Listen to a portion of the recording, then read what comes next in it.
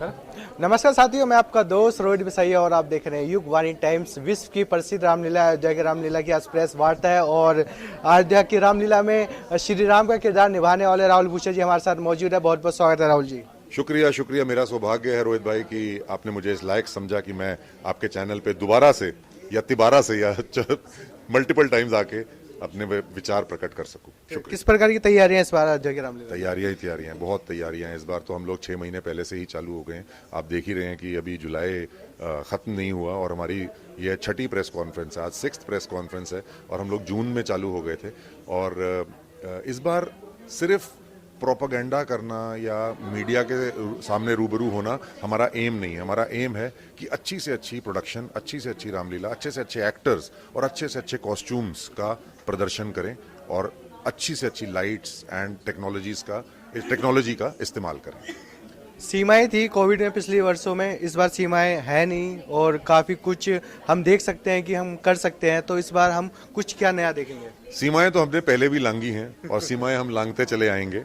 हमने 2020 में जब इस रामलीला का मंचन किया था उस समय कोरोना अपना कहर बरसा रहा था। फिर भी हमारे जो प्रोड्यूसर बॉबी मलिक साहब हैं, इन्होंने यूपी सरकार से परमिशन ली और उसके बाद इसका मंचन किया विदाउट ऑडियंस। कोई भी ऑडियंस का आदमी नहीं था और मंचन करने के बाद दूरदर्शन पे परमिशन लेके उसको लाइव दर्शाया गया और लोगों ने इतना पसंद किया कि 2021 में जो 16 करोड़ का दर्शकों का आंकड़ा था वो 22 करोड़ जाके पहुंच गया। और इस बार जिस हिसाब से आप लोग हमें सपोर्ट कर रहे हैं, 55 करोड़ का हम आंकड़ा पार करेंगे लाइव ऑडियंस का।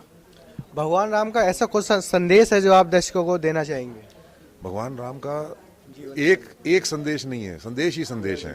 पूरा जीवन ही उनका एक संदेश था। अगर आप पढ़ेंगे, रामचरितमानस पढ़ें, राम जी के विचार पढ़ें, राम जी के आकारों को देखें, राम जी के इमोशंस को देखें, तो उनका कोई अंत नहीं है कि कितनी ज़्यादा उन्होंने चीज़ें बताई और अच्छी चीज़ें बताई।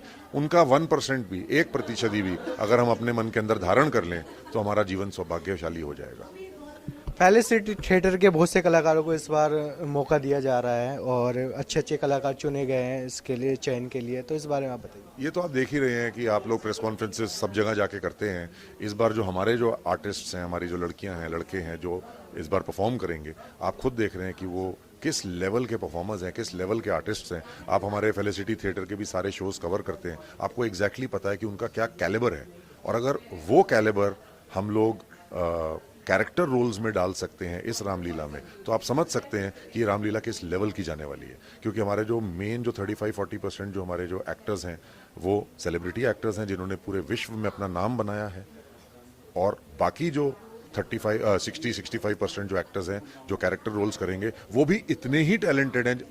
May be they are more talented than our celebrities also, if I can put this on record. So you can well imagine the kind of level, किस लेवल की ये रामलीला होने वाली है। रामायण और महाभारत दोनों के कलाकार एक मंच पे मौजूद रहेंगे, तो क्या नज़ारे देखने को मिलने वाला है?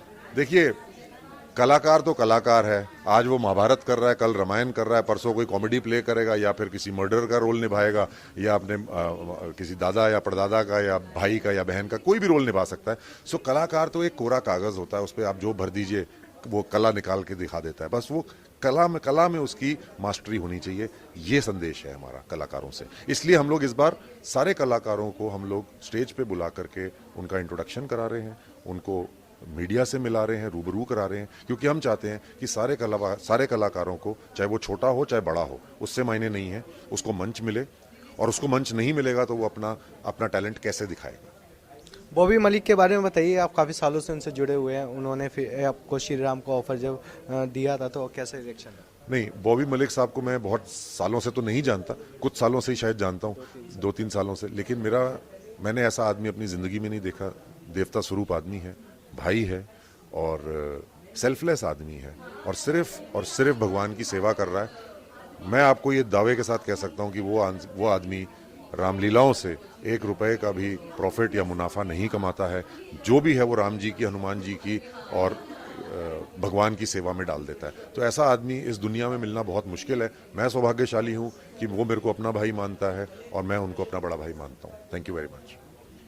सरकार से कितना सहयोग मिलता है आपकी अयोध्या के रामलीला के? इमोशनल सहयोग मिलता है और लॉजिस्टिक सपोर्ट मिलता है परमिशंस का सपोर्ट मिलता है। ये सपोर्ट भी पता है रोहित अपने आप में एक बहुत बड़ी चीज़ है। अगर ये सपोर्ट ना मिले तो आप करोड़ों रुपए लाखों रुपए खर्च दीजिए, तब भी आप इसका मंचन नहीं कर सकते अगर आपको प्रशासन का सपोर्ट नहीं है, प्रशासन का प्यार नहीं है, वहाँ के जितने साधु हैं, जितने महात्मा हैं, उनका अगर आपको प्यार नहीं मिलेगा तो आप ये मंचन नहीं कर सकते।